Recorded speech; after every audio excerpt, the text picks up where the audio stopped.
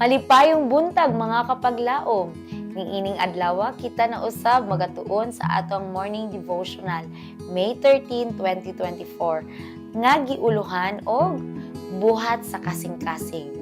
Ug ang atong teksto ni ining atong pagtuon makita sa Psalms 51 verse 6. Nagaingon, ania karon ikaw nagatinguha og kamatuoran sa mga sulod nga bahin og sa bahin nga nagatago pagapasabton mo ako sa kinaadman.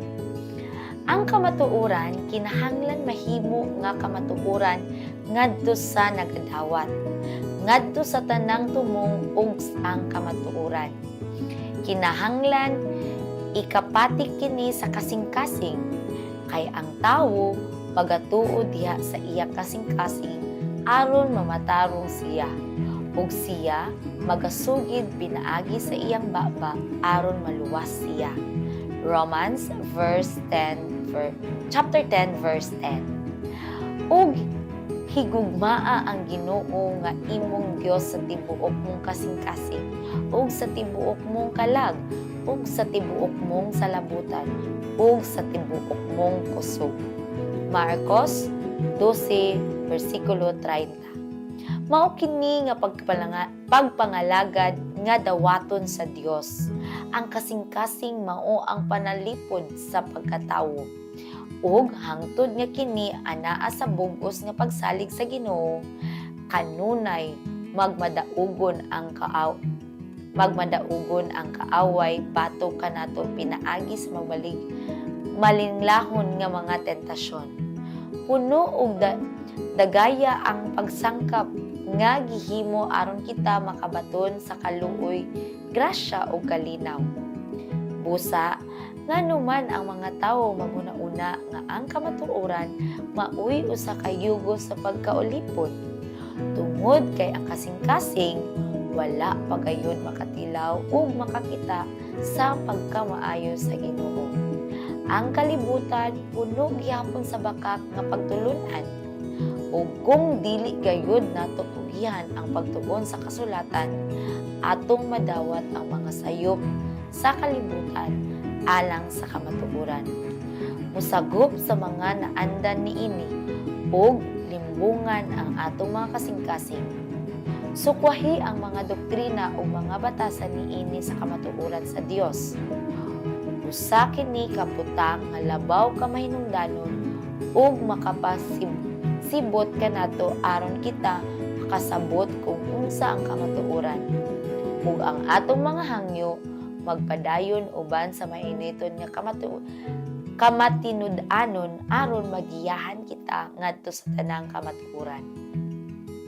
Sagrado ug balaan ang kamatuoran.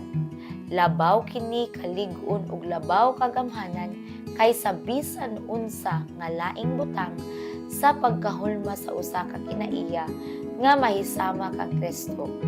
Puno kini sa kalipay. Kung mahalon kini sa kasing-kasing ug gugma ni Kristo, pilion kaysa bisan unsa nga iya sa tawo. Mao kini ang Kristyanidad. Mao kini ang gugma sa Dios diha sa kalag.